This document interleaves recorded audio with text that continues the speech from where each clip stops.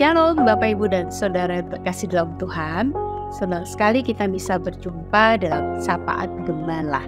Saudara, mari sebelum kita membaca dan merenungkan firman Tuhan, kita berdoa.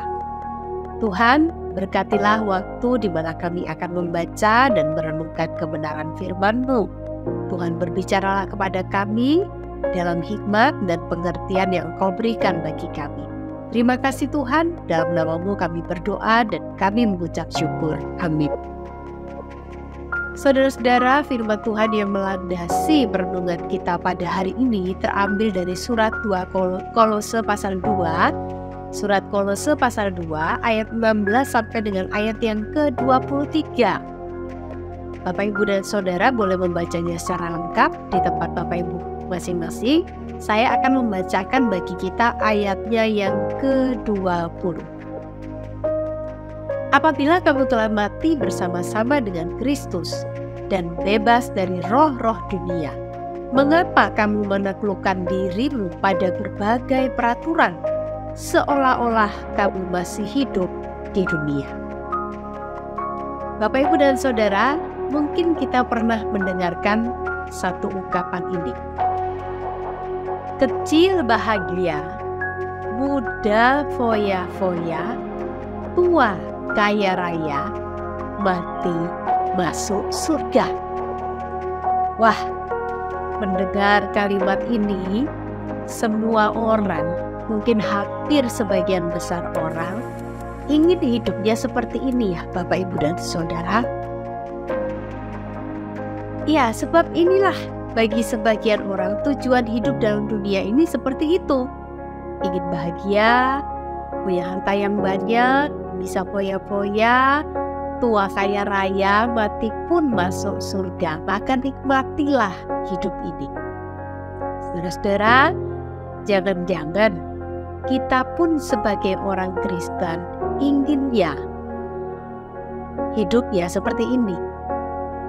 Atau mungkin disadari atau tidak disadari, dalam banyak hal hidup kita masih sangat lekat dengan hal-hal duniawi, baik dalam prinsip ataupun tindakan keseharian kita. Saudara, dalam bacaan ini Paulus memperingatkan jemaat Kolose bahwa mereka sejatinya adalah orang-orang yang menjadi milik Kristus yang telah ditebus. Dan setiap orang yang telah mengenal Kristus dan hidup dalam Kristus tidak boleh hanyut oleh arus kehidupan dunia ini. Karena hidup dalam Kristus berarti kita dimampukan untuk terus berjuang hidup seturut kehendak Tuhan. Karena itulah Bapak Ibu dan Saudara, Paulus memperingatkan jemaat Kolose supaya mereka tidak hidup dalam dualisme. Di satu sisi, mereka percaya pada Kristus yang telah menggenapi Taurat. Tetapi di sisi yang lain, mereka masih hidup pada aturan-aturan agama yang lama yang tidak sesuai dengan kebenaran firman Tuhan. Aturan-aturan itu terkesan begitu rohani, sangat rohani, tapi semua tidak ada manfaatnya. Karena itulah Paulus menekankan hal yang jauh lebih penting dalam kehidupan sebagai pengikut Kristus. Apa itu? Yakni hidup dalam sebuah relasi yang terhubung dengan Tuhan. Hidup dalam pengenalan akan Tuhan. Itulah yang sesungguhnya akan berdampak dalam seluruh aspek kehidupan kita sebagai umat Tuhan. Karena Kristus telah membangkitkan kita, maka tujuan dan panduan hidup kita bukanlah pada cara-cara dunia ini, tetapi pada Kristus sebagai satu-satunya role model dan pemandu hidup kita. Maka Bapak Ibu dan Saudara, biarlah hidup kita ini menjadi pancaran Kristus yang nyata bagi sesama dan juga bagi dunia ini.